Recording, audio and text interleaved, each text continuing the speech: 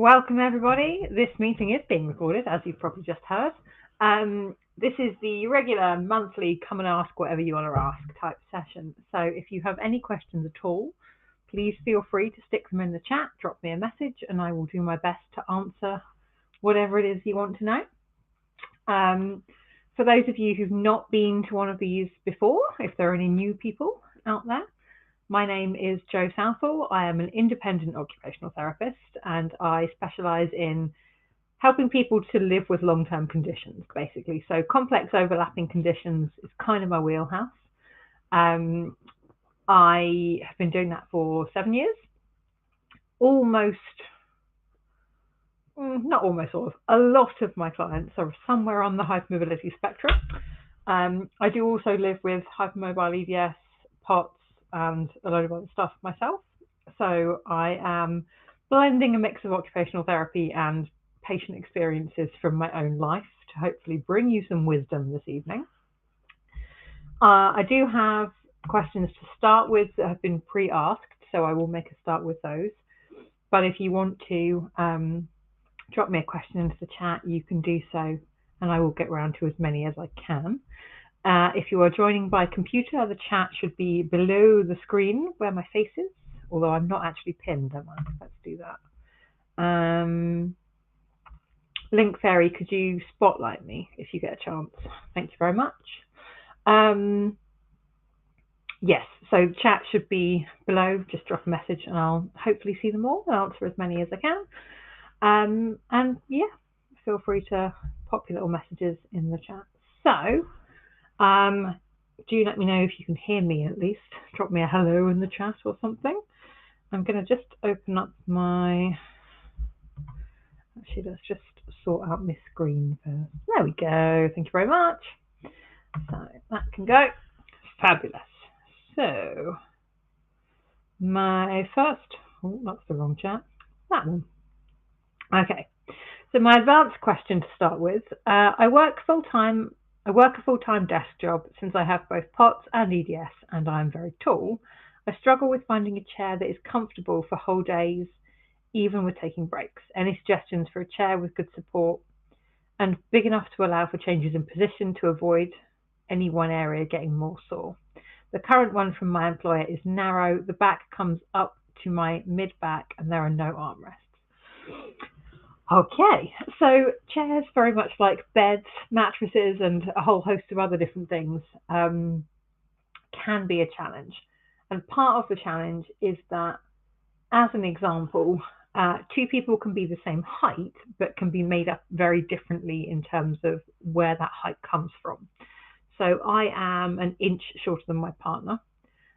But most of my height is leg. I have a really, really short torso. So when it comes to chairs, I need like more leg room, but I can get away with headrests being really, really low.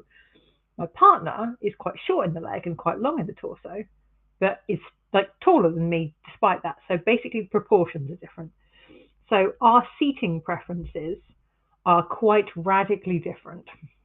The same is also true for quite a lot of other people. So when we look at furniture, when we look at chairs, we look at adaptations, one of the things we find is that most desk furniture is made for this kind of stereotypical standalone mystery generic person that they've chosen to model furniture on.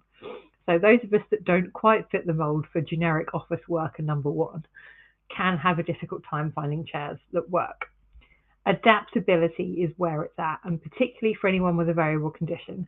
The more adaptation points or the more adjustable options you get on a piece of furniture, the more likely you are to find that that piece of furniture will meet your needs a greater percentage of the time.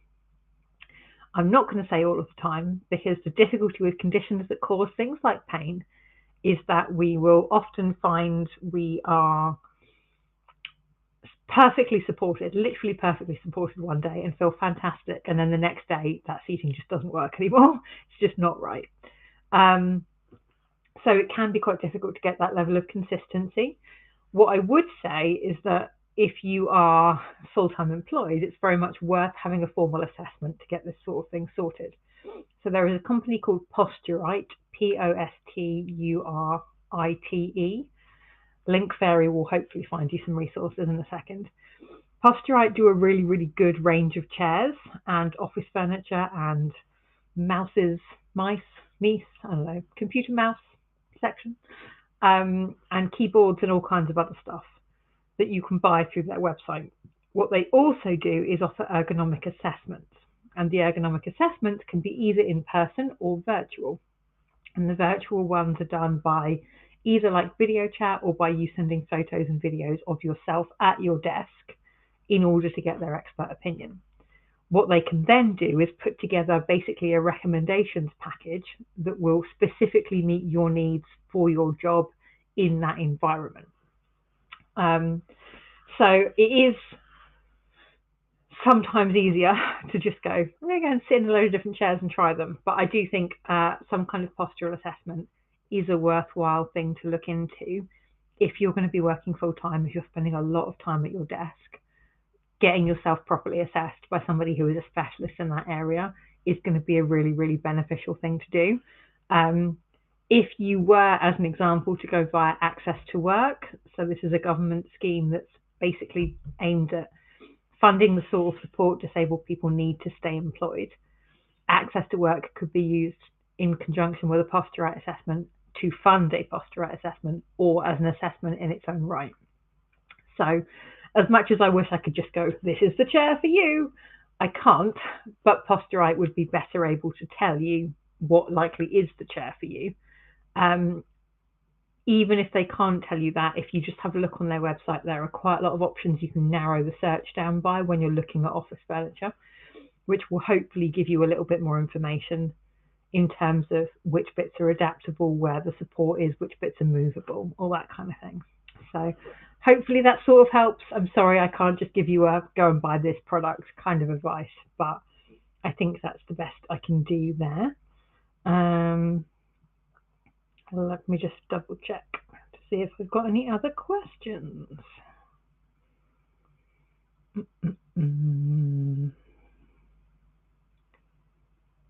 No, don't think so. I think that's it.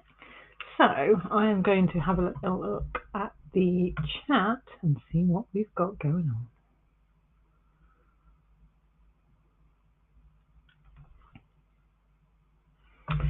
on. Okay. Hi, I had a double joint replacement in London, now back in Norfolk. Do you know of any, says YMJ, probably TMJ physios via the NHS?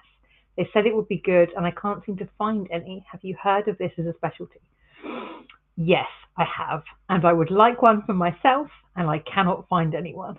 I have been informed there is somebody in London doing this, but I can't find a name or a contact detail or any more information than that, and it's really, really frustrating because I want to see them for myself, but also for so many of my patients. Yeah, I wish I had an answer for you there. What I could potentially do is maybe get the HMSA to put the question to the medical advisory people and see if any of them know of anyone, and then we will do a little bit of a shout out next month, if we've managed to find somebody that can do that. But yeah, I don't know of anyone, I'm afraid. I wish I did because I really want one too. Yeah, sorry about that one. Okay. Woo. Okay. It's going to be one of those days where the chat jumps around all over the place. Okay. I have joint hypermobility. I've been struggling for about 3 months with a really tight Achilles down in my ankle. I saw my sports therapist 2 weeks ago who did some work on it. About 30 hours later, I had serious pain and swelling around the outside of my ankle under my foot and heel. The pain is now 2 weeks later, a lot better, but there is still swelling if I don't strap it up. Am I going to be causing issues by strapping it up every day? Okay, so there's 2 things to tackle with this. The first one would be, have you had that assessed by anyone to actually see whether some damage has occurred as a result of that kind of treatment intervention? There is a tendency with conditions like hypermobility, for basically, we get injured all the time, right? But what tends to happen is we get a little bit blasé about that sometimes, and we can end up sort of ignoring injuries that actually should have probably warranted a trip to A&E. or a GP or a physio referral. So what I would say is, first and foremost, if you haven't had that checked out, get it checked out. Go see somebody. Get some assessment stuff done. In the meantime, you can try like ice elevation as well to try and take the pressure off that and get that swelling down. In terms of the actual strapping issue, so overuse of splinting, bracing, or strapping of any kind can cause deconditioning. So what we see is that basically, if your body doesn't actually have to do things for itself, it gets lazy quite quickly. So if your brace is doing all of the work, then the ligaments in your ankle, the muscles around your ankles, they don't need to. Why would they? So you start to lose muscle tone. However, the flip side of that is not bracing when you should means that you are much more likely to re-injure things. So this is one of those like awkward risk assessment type situations where, yes, in theory, strapping all of the time is causing a problem. But if it's the level of injury where walking on it without it strapped is causing you damage, strapping preventatively is sensible. But if you're going to go down the route of bracing and splinting, it should be done in conjunction with a physical rehabilitation program. So ideally, if you are getting that strapped up or you're strapping it yourself like a lot, you should be doing some kind of rehabilitation physiotherapy type stuff alongside that. And during the acute injury phase, that might be really, really simply just taking the strapping off, wiggling your toes, getting the circulation going, and starting to very slowly write the alphabet with your toes, just writing the letters out shapes. That just to keep things mobilizing. That might be it. That might be all that's safe. But as you go on and you get to the point where that injury recovery is progressing, what you're going to need to do is to build up physically, but in a way that doesn't kind of adversely impact the recovery. So I would strongly suggest if for anyone really, if you're ever injured enough that it's like really, really intensive strapping for a really long period of time, get your physiotherapy input as soon as possible to help you through that recovery phase. In this case, I would strongly suggest seeing somebody just to get things checked out, because typically like the acute phase for injuries like the swelling, you'd start to see really significant progress at the 2-week mark a lot of the time. So I would be hopeful that that's kind of recovering, but also like ligament damage can take a really, really long time to recover. So I would get that checked out if you haven't already. Yeah, see how that goes.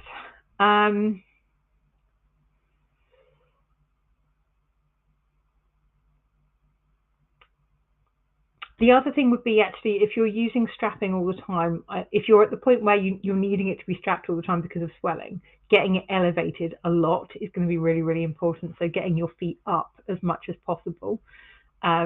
You can also do something called edema massage, but again, I wouldn't recommend this for acute injuries unless you've run it past a physio or a GP or somebody's taken a look at that. So what you can do with edema massage, I'm not going to like put a foot on camera to demonstrate, so we're just going to pretend this is a foot for now. So what you're looking to do is to apply some kind of massage cream or oil or lotion or something just for a little bit of slip. And then you're aiming to kind of pinch or like firmly smooth, and you're working from fingertip down like towards your body basically. So from your foot, you'd be working from like your toes up to about knee height in firm, smooth strokes. And the aim is to get all of that fluid, that swelling accumulated around that area, basically back into your lymphatic system. So back into circulating around your body rather than just kind of collecting at the ankle. Just smooth kind of stroking type motions would be the way to go for now, but try to do that on the top, the sides, and at the back of your ankle gently whilst elevated, and see if that makes a little bit of a difference. But I would run that past somebody before you do too much of the way of that. If you are actively having cardiac treatment for anything at the moment, I don't mean POTS, I mean like aortic root issues or Anything heart failure related. Edema massage, definitely check before you do it. If you have vascular EDS, definitely check as well before you attempt that. But for everyone else, generally it's mostly safe if you're careful. Just see how your body reacts to it a little bit and go from there. Lovely. Okay. Somebody's saying they got a posture chair through Access to Work 20 years ago. The chair has stayed with me through multiple jobs. Fabulous. Excellent. Brilliant to work, folk. How about nice looking furniture that's made of natural materials? Roll core, things like that don't cause off-gassing. That's an interesting one.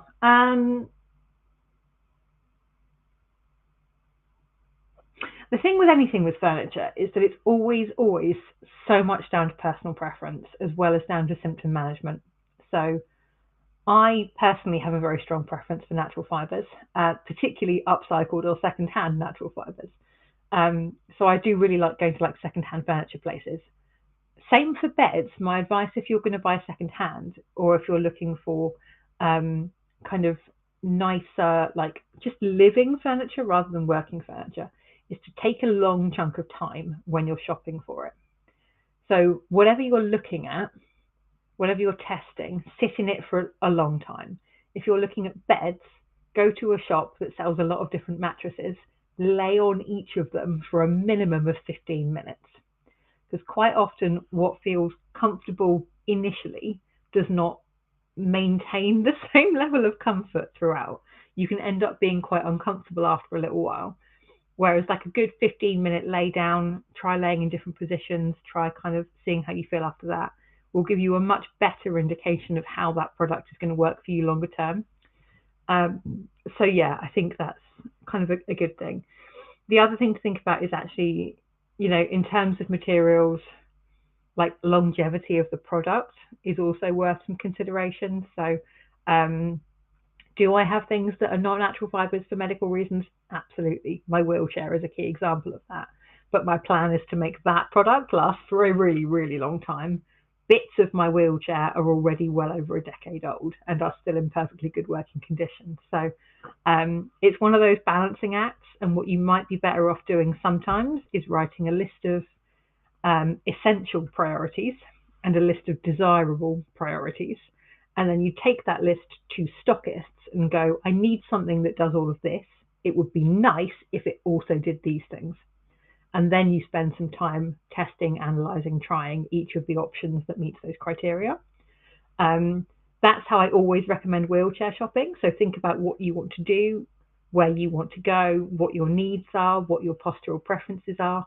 Are you a feet up person? Are you a curly up, like tuck your feet underneath you kind of person? Do you prefer to be reclined or upright? Think about all of those things and get yourself a firm list of stuff that definitely has to be done, tick boxes, and then a list of things that it would be nice if you could accommodate that, but not always essential kind of thing. And just take that rather than looking at like a specific product and going, is this going to meet my needs? Go to a stockist or an expert in that field and just say, I need something that does these things. You know, there you go. So hopefully that's sort of helpful, but it's quite difficult to recommend specific products when I can't even see the person I'm talking to or like the room it will be in, or, you know, so hopefully that's sort of useful. Lovely. Okay. Auto-keratin typos. Brilliant. Hi, Jo. Thank you for existing. You are very welcome. I'm quite glad I exist too.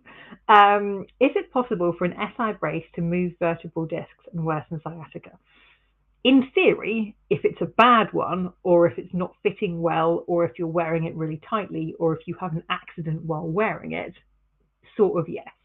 I have learnt at this point in my life and this point in my career that there is literally no limit to the ridiculous things that can happen to a hypermobile person if enough of the things go wrong. Like the hypermobile body can create any level of chaos that you can conceive. It's all possible. In terms of SI braces, there are two approaches that I would typically go for. because I think a lot of the lower back bracey type options are great while you're walking around, just walking, fine. If you have to like bend down and stand up or pick something up, or you are naturally like an hourglass or a pear shape, or you're naturally literally not made of right angles, what happens to these braces is that they'll wander off from where they're supposed to be, and they can end up cutting in the wrong places. And if you're getting pressure in the wrong places, basically there's a whole heck of a lot of nerves that go on at the base of your spine / top of your butt, and all kinds of weird things can happen. And when we get into like neuro pain type stuff, aggravating nerves, even the teeniest, tiniest bit, can cause a ridiculous number of symptoms that go very weird. As an example, I've been in kind of active physio rehab for this for best part of 8 months now, I think, but maybe a little bit less. So I've got quite significant SI instability myself. It was one of the things that actually led to my diagnosis way back when, like way back when. I don't have sciatica currently. What I currently have is a weird kind of neuralgia thing down like the outside edge of my thigh and the top of my thigh. I had an SI joint subluxation, which caused a spasm over my SI joint, the likes of which I have not had for probably a decade, if not longer. Since then, for like a week afterwards, it's exacerbated every single one of those kind of like nerve pain type issues to a really ridiculous degree, to the point where I had nerve pain in my leg that made it feel like I was getting electrocuted. And I thought my TENS machine had gone wrong, but it wasn't the TENS machine. It was just my leg that felt like that. So like sciatica, nerve pain, all the back, hip, SI joint type stuff can be frankly kind of weird. And sometimes if you have aggravated that in some way, it can take a really long time to calm down and settle afterwards. So with SI braces, there are two I recommend, two approaches to SI braces. The first one is the Sacrofix.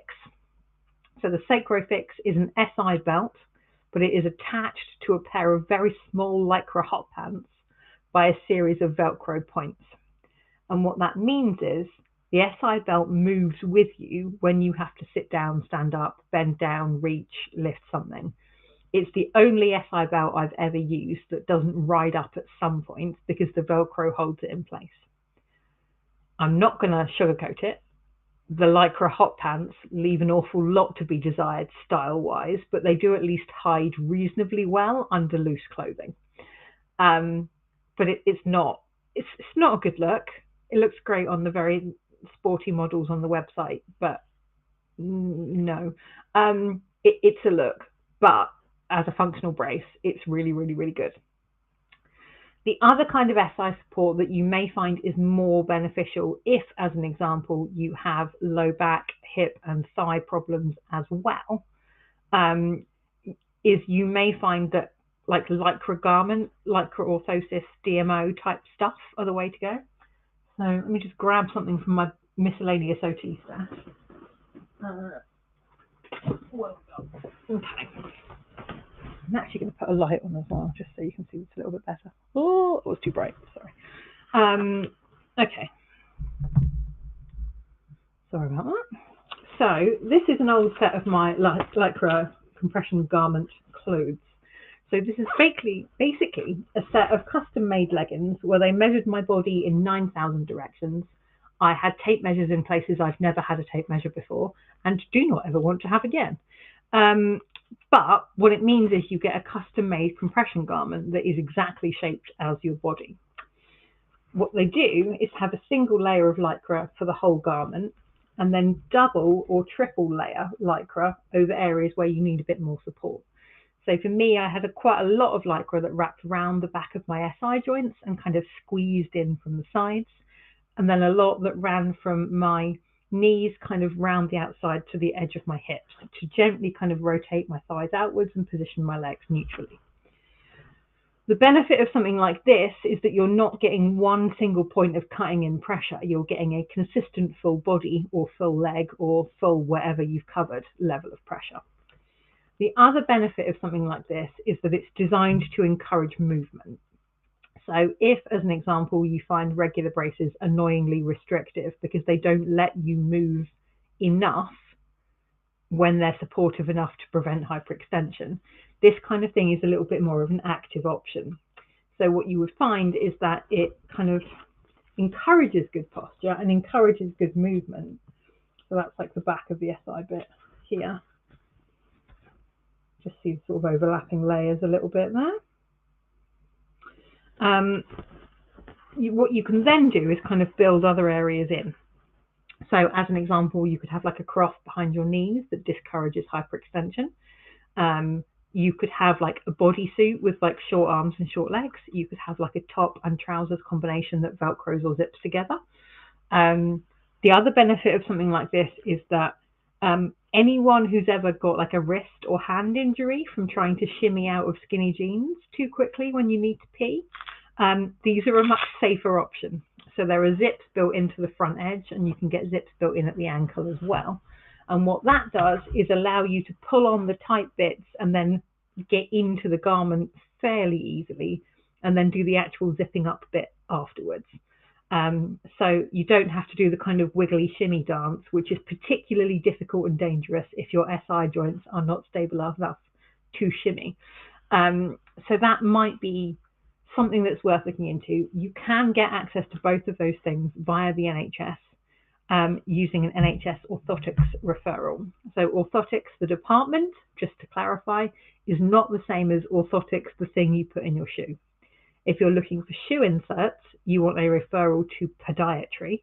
If you're looking for splints and braces for the rest of your body, you want a referral to orthotics. One or both of those things should change name, but they haven't. So instead, we just like to clarify for confusion minimizing purposes. So yeah, hopefully that's helpful, but it might just give you a little bit of support without cutting in a way that's causing sciatica type issues. So hopefully that sort of answers the question. Please do come back with follow-up questions if it does not. Okay. Any suggestions for protecting shoulders while sleeping? Tend to sublux several times a week overnight, working with physio, but this is for a long process. Yeah, this is one of the things I really, really like splints and braces for. So in occupational therapy, I'm going to get theoretical for a while. What I tend to work on is the principle that we work in 3 steps.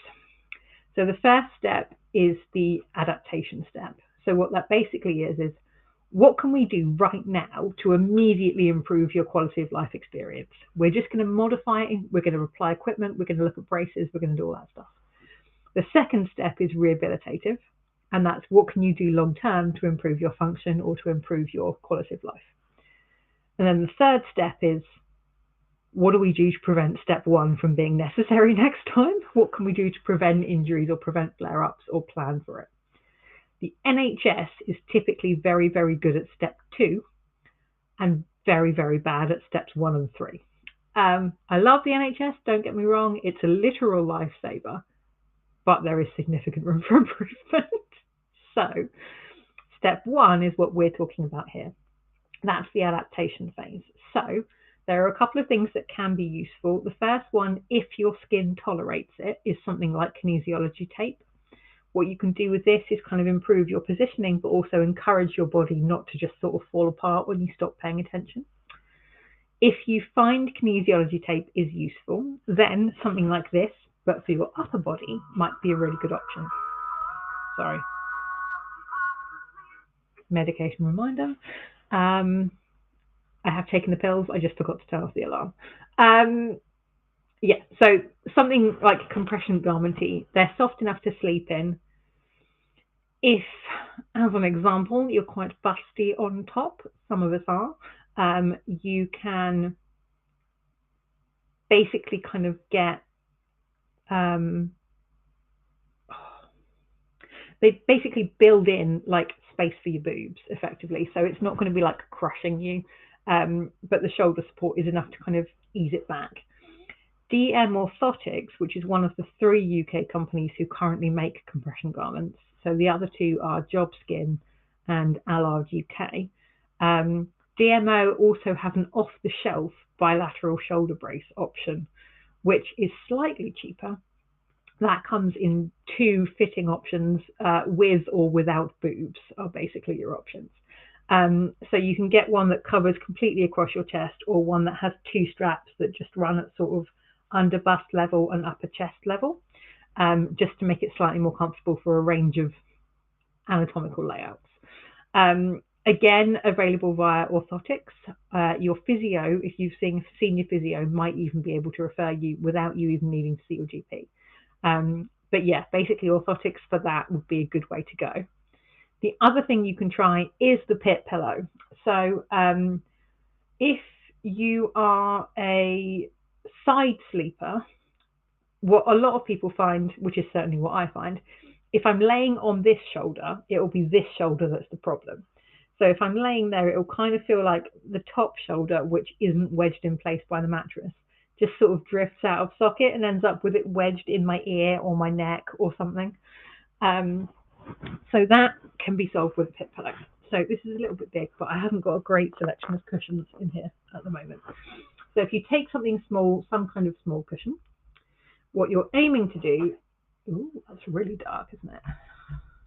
What you're aiming to do is have it under your arm, and it will be about the same length as the bone in your upper arm, so that your lower arm anchors it around the pillow.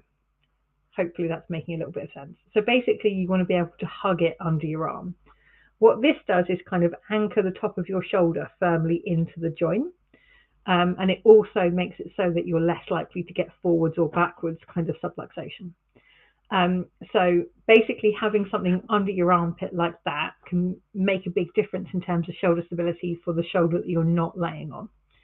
If you're a back sleeper with reflux and you sleep slightly on a slope or slightly upright, this also really, really works for that. Laying on your back, this works brilliantly as well. What this doesn't work at all for is front sleepers. So for front sleepers, often what I would end up recommending is actually you just build pillows up on your chest till you get to the point where your shoulder isn't actually physically crushed into the mattress. So having pillows across here and pillows over your abdomen, so that you are kind of supporting your upper body a bit more and just raising your shoulders away from the mattress. Sometimes if you take photos of yourself laying as you would typically lay in bed, it suddenly becomes glaringly obvious why you're having shoulder problems. But I think for those of us with particularly poor proprioception, it can be quite difficult to work out, like, why is this sleep position causing a problem? And then when you get a look at that sleep position, it's really clear why you're getting kind of joint pain in particular areas. So those would be my top kind of suggestions there. Your armpit pillow and some kind of compression vest. You can try off-the-shelf compression if you can get hold of any that fits your body relatively well. If that does work, but it's not quite enough, then custom-made bespoke compression would be the way to go from there onwards. So hopefully that answers that question a little bit.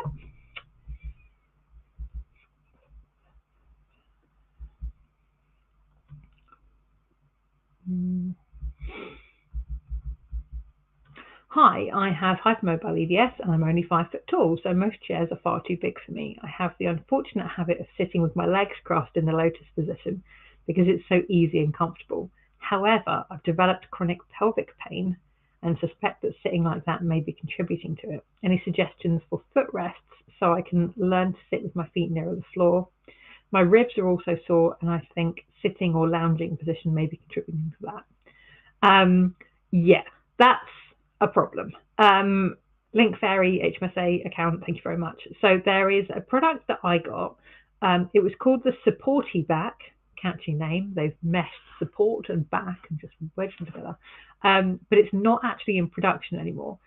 There is another product, the NADA chair, NADA chair, which does exist. And there's another one which the name temporarily escapes me, but it will probably come back in a minute. Vertiback, maybe. Basically, there are a couple of different like varying knockoffs of this same product. Last time I looked, eBay was the best place to get them that wasn't exorbitantly expensive. But what it basically is a small kind of backresty rectangle bit with two big loops that go round your knees for when you're sitting with your legs crossed. Now, lotus and cross legs aren't exactly the same thing. You may find that swapping to sitting like cross-legged rather than in like full lotus position does help, or basically sitting with like one leg on top of the other and then swapping it around occasionally can be useful as well, or having pillows between like your knees if you're sitting cross-legged and your ankles. But that kind of product can be a really, really good thing for just giving you postural support for your lower back and your pelvis while you're sitting cross-legged. In terms of actual footrests, again, Posturite would be a good place to go. They have quite a lot of options there. If you're out and about and you need to replicate this, just standing on a rucksack can be really useful, actually. But the other thing that I particularly like is there are a couple of companies that basically make tiny little foot hammocks that you attach under your desk.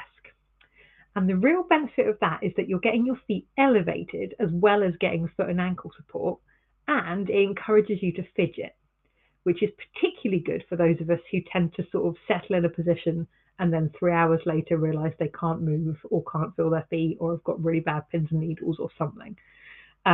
So little under desk foot hammocks are actually a really, really nice thing to look into if you're a fidgety person.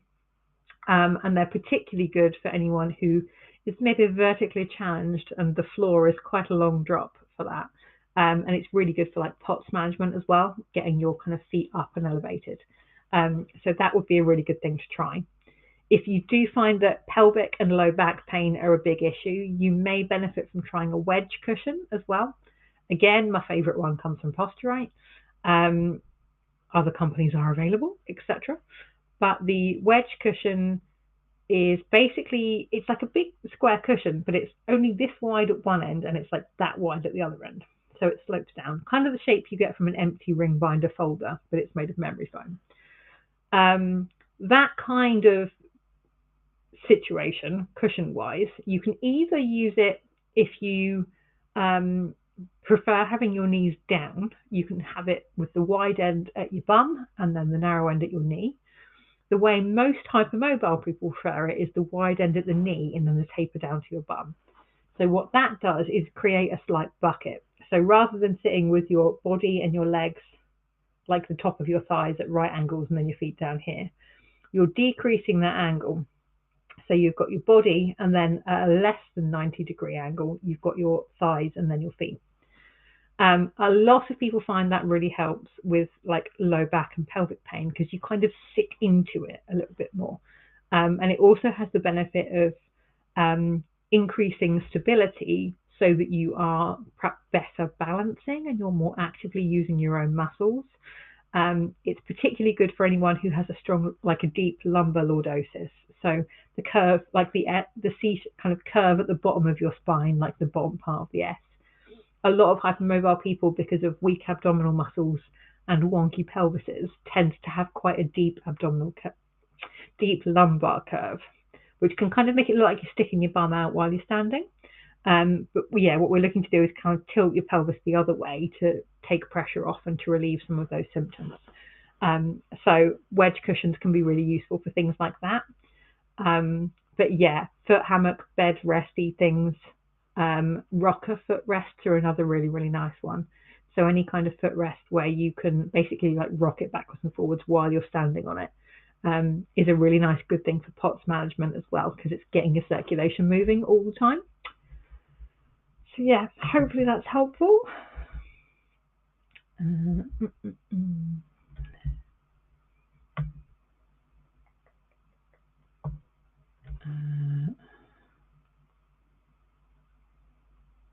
Hi, I am recently diagnosed with hypermobility. At times, my hands go into a spasm for a few minutes. Is this... Oh, there's a little weird chat box over that thing now. Shoo.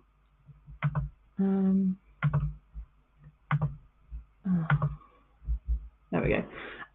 Is this just to do with now being hypermobile? Apologise if the wrong place to ask, just curious.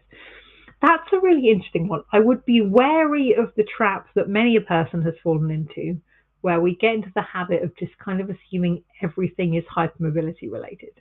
It could be, you could be getting spasms because of basically your muscles being overworked, compensating extra for instability or inflammation or both. However, there are quite a lot of other things that can cause spasm, which should be investigated. Sometimes things as simple as like magnesium deficiency can cause spasm.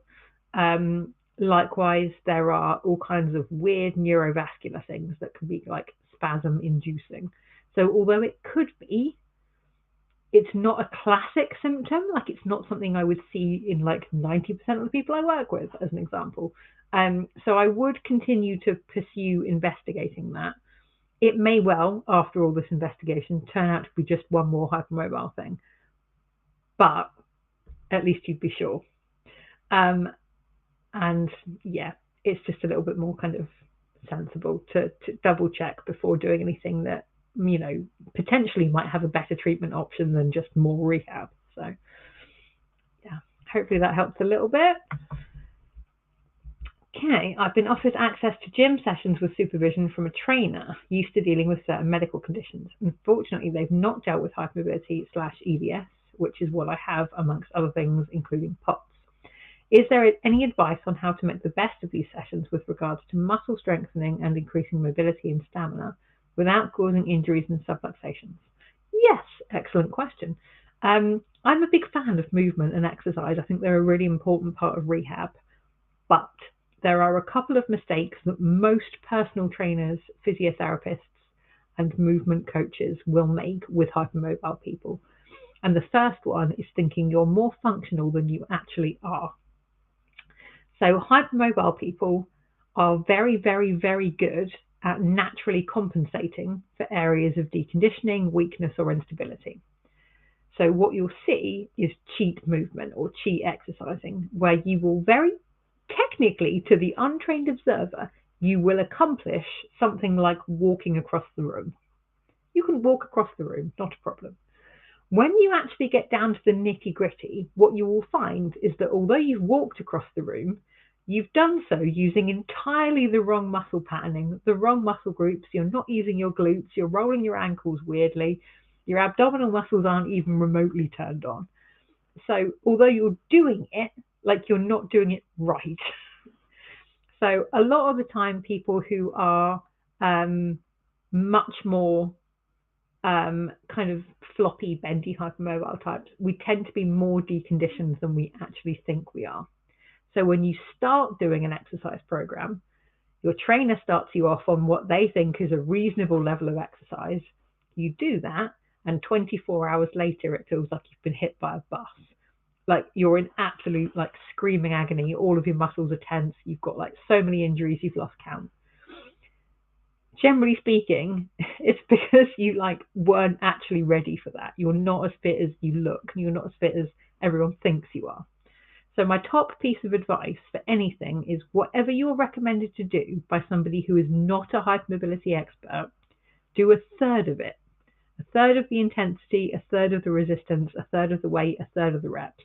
Really, really, really scale back. You are much better off doing one rep perfectly, absolutely perfectly, than you are 50 reps, where the last 25 of them are all cheats using the wrong muscle groups, where you're training yourself to move badly and you're getting injured. So really basically just scale right back to make it a lot easier and start very slowly, very cautiously. Try to find exercises that have a lot of modifications in them. So if you're getting an abdominal exercise, as an example, ask for a laying down version, a standing up variation, and a sitting up variation. And what that means is that even if you are acutely injured in one area, you can still modify your routine to be accessible for most of the time. Yeah. So if you are modifying your exercises so that they're kind of doable most of the time, and you're doing a lot less and you're building up quite slowly, my hope is that it will go well. But any kind of hint of an injury, manage it like really proactively, like really, really, really do all of the things. So like ice, rest, magnesium, anti-inflammatories if you can take them, taping, compression clothing, do all of it. If you're doing all of it, your recovery will be faster. And if your recovery is faster, you are better able to make really good use of that time, rather than injuring yourself badly on week one and then just kind of carrying on with a little bit of a niggly injury for the rest of your sessions. Really go all in with your recovery stuff, and hopefully you'll get a really good balance out of it. Yeah, I think that's probably it. The only other thing would be to listen to your body and take a lot of micro breaks. So micro breaks, all we're talking about are like 10 to 30 seconds of not doing the thing you're currently doing. And one of the benefits of this is that for hypermobile people, particularly neurodivergent hypermobile people, is we're not very good at listening to our own bodies. In fact, we've actively trained ourselves to ignore symptoms quite often because it's the only way to live with chronic symptoms and stay sane, or close to sane. So when you're doing that, it can be really, really easy to kind of instinctively just sort of ignore minor injuries and inconveniences. The difficulty with that is that they all add up. And eventually when you've got like 50 minor injuries or illnesses, that results in a really nasty full body flare up that lands you in bed for 2 weeks. So if you're being really proactive about it and you're kind of, you know, taking steps, listening to your body, and you start to notice something feels a little bit off or a little bit tight or a little bit niggly, stop right there. Don't do any more of it. Leave it 3 or 4 sessions and then maybe try again when you're a little bit fitter. But really, really do listen to your body and do stop if something just instinctively feels wrong. Often it feels wrong because you're not fit enough for it yet, or you're not ready for it yet. A lot of the time, as an example, like my shoulders, my upper back mobility and strength is pretty good because I was like a rock climber for years as a kid and a gymnast. And I did like kayaking and canoeing sometimes as well. So like on balance, my upper body is pretty good. I swapped that for using mobility aids that shift weight away from my legs and onto my upper body. So using crutches or using a wheelchair. So my upper body, excluding like this bit, is pretty good. My lower body, rubbish. So the level of exercise I need for my upper body is very different to the level I need for my lower body. So full body exercises are really hard in terms of balancing that, like the difficulty needed for each body part. So what you may find is that you need to do like the easiest possible version of one thing, and then you're actually fine doing really complicated stuff with a different part of your body.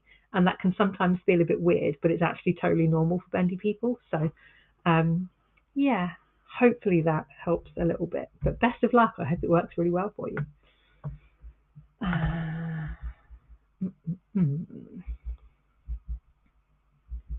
Environmentally friendly beds. Love it. Definitely going to check them out. Thank you very much. Sacrofix. Tips on how to find the best Pilates classes for bendy beings. Fabulous. Pilates is a movement approach I really, really like, generally speaking. However, there are some that are better than others. My first one would actually be to check out local physiotherapy services. So a lot of outpatient physio settings will now have a clinical Pilates session. And that is a mix of traditional Pilates, but also modified specifically for people carrying injuries or imbalances. So it will be dual taught by somebody who is a Pilates specialist and also by a physiotherapist, or one person who's certified in both. Classes like that tend to be really, really, really good because they are modified specifically to work with your body and your symptoms and your areas of instability. Your other option is the amazing Jeannie Debon via the Zebra Club app. So the Zebra Club app is movement therapy, but it's like Pilates adjacent, shall we say. So Jeannie is Pilates trained, but has then gone on to modify her approach further. And it's targeted specifically at hypermobile people with chronic pain and autonomic dysfunction. So a lot of her stuff is quite heavily modified for like POTSy, chronic painy type people in mind. And a lot of the prep work takes you right back to basics for things like what muscles should you actually be using to sit up and how do you breathe whilst moving, which it feels like should be intuitive and we should all naturally do it, but it turns out a remarkably high percentage of us do it wrong. So Yeah, Jeannie is a really, really brilliant one for that. She does sometimes take on private clients as well, so you could, in theory, have some private sessions with Jeannie and then also use the Zebra Club app to kind of top up with that as well. But yeah, definitely check out your local physiotherapy service and see if they offer a clinical Pilates session as well. Lovely. Okay.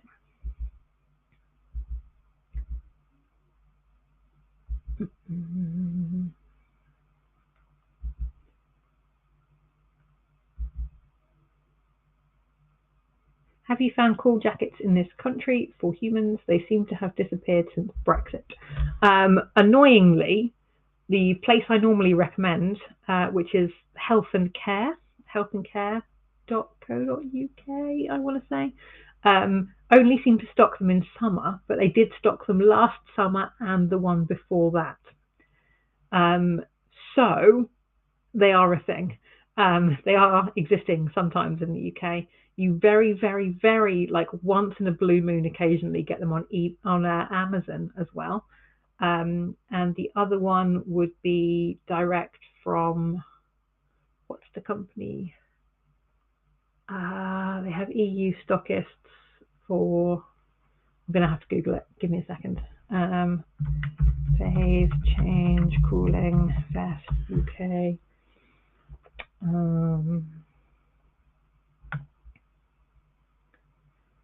Tech Cool, TECHKEWL, eBay or via their oh my goodness, my brain, via their actual EU Techniche website. So that's the other one, yeah, TECHNICHE, Techniche Europe. But yeah, Health and Care tend to be the website I recommend most often.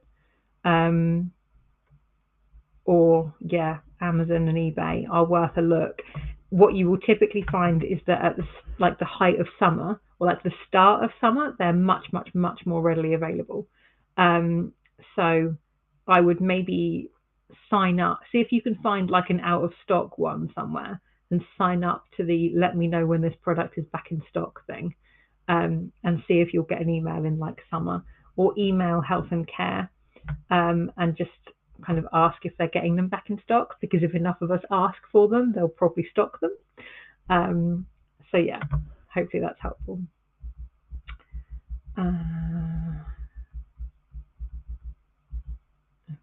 Okay. Oh, there's a lot going on in the chat. Oh my goodness.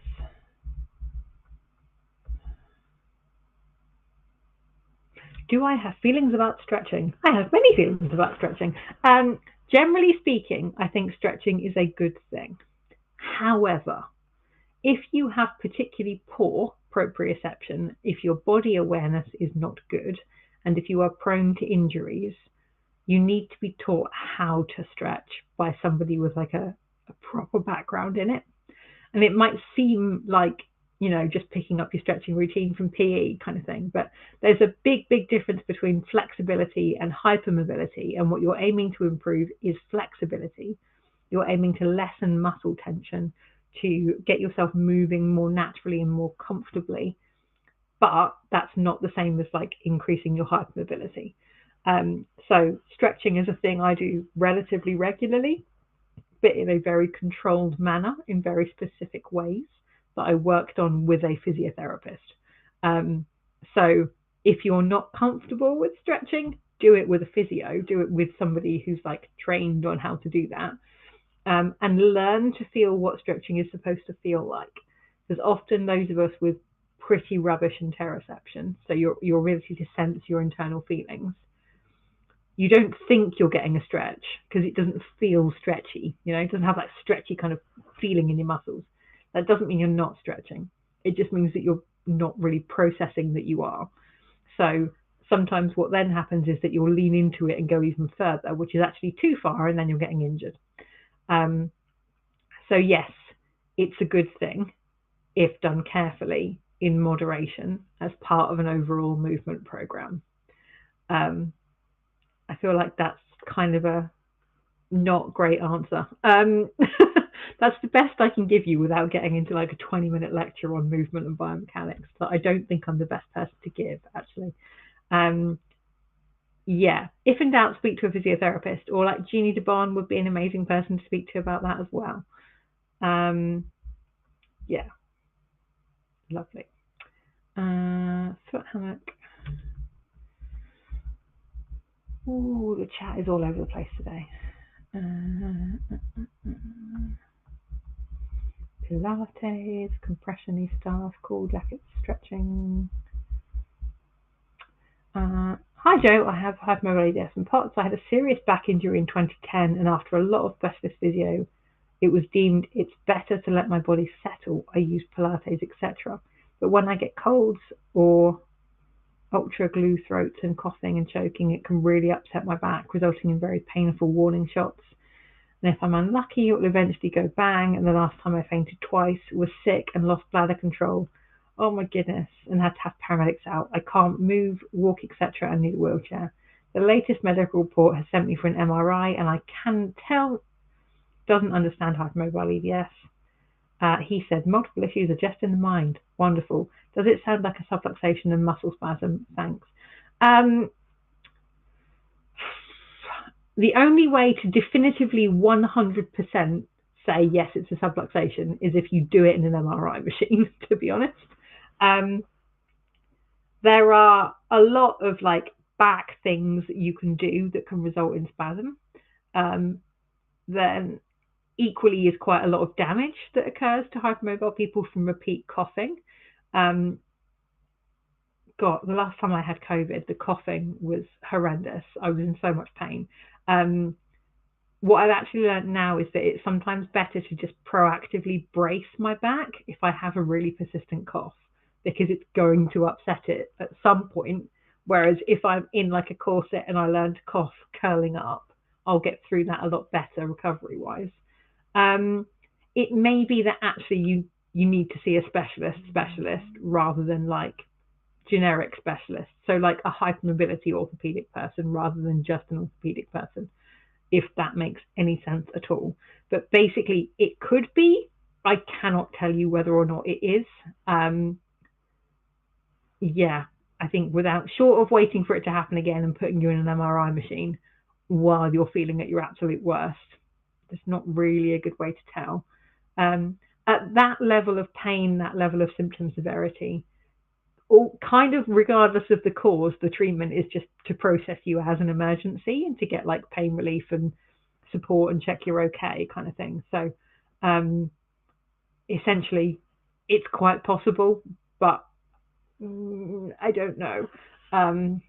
Sorry, that's a really rubbish answer, isn't it? But yeah, it's very, very difficult to tell. Subluxations present very differently across different people, and like persistent coughing can cause you a whole heck of a lot of issues, you know, anyway. So yeah, sorry, I wish I could help. There are a couple of places you could consider asking for a referral in terms of hospitals that have a bit better understanding of hypermobility from an orthopedic sense. My top recommendation would probably be the Royal National Orthopedic Hospital. So RNOH has its own hypermobility unit at Stanmore, but they also have a lot of experts who practice across different areas of orthopedics that are like rheumatology orthopedics type crossover things. So you're quite likely to find somebody there who has exactly the right expertise to be able to answer that question for you. Yeah, okay. Chat is jumping around all over the place.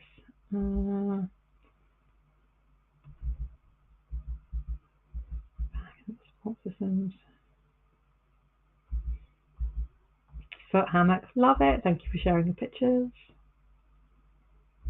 Are there any pregnancy full body C or U-shaped support cushions that are natural, filled and covered to solve overheating? I need to support the whole body. I'm 5'9" and think Mr. Soft mixed with jellyfish for my subluxations. I sleep with lots of pillows. I'd love to try a whole body cushion. Not that I'm aware of. That doesn't mean there aren't, just that I haven't found them on searching. What you might find better is to buy a cotton pillowcase for a full body pillow and then actually roll up a wool duvet and just use it that way. So I have like an extra wool duvet on top of the existing wool duvet. If things are really bad and I properly just need to wedge myself in a nest and recover for a little bit, you can roll it into a sausage and then basically like put it inside a pillowcase or something so that it holds its shape, and kind of wrap that around you. One of the benefits of doing that is if you've got like a double duvet and you're doing that, you can unfold some of it over you if you get cold at any point and you're kind of in your pillow nest. So that might be one way to do it. But I'm a big fan of the wool duvet in general, just for temperature regulation issues. So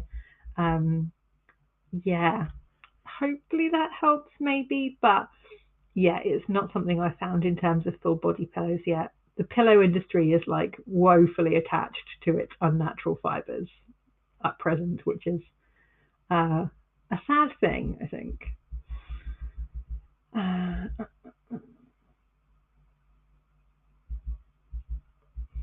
Okay, I'm just looking at time here. We are basically up to time, but I've got quite a lot of questions left to go, I think.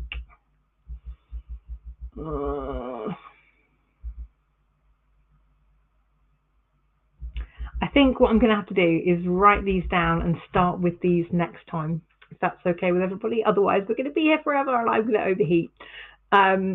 So thank you very much. What I will do is just write them all down. Please come next month and I will get all of your questions answered, if at all possible, to hopefully give you some answers. And I'm sorry for everyone I didn't get around to, but hopefully it's been a useful session. It seems like it's been quite fast-paced today. So thank you very much. And thank you for putting up with my random brain foggy ramblings. I hope they've been useful. If you do have a minute and you can take some time to just fill in the questionnaire that Link Fairy has put in the comments, that would be wonderful. It's really, really helpful for us to get feedback. It does change how we do things. My recent live stream series with the wonderful Kim Clayton has been modified several times as a result of feedback, and it gets better and better each year. So please, please, please do give me feedback on how we can do this, and what you'd like to hear, who you'd like to hear from. Are there any special guests I can bring on that will answer all of your questions? So feedback is always welcome. Other than that, have a lovely evening, everyone, and I will see you all next month, hopefully. Take care. Bye.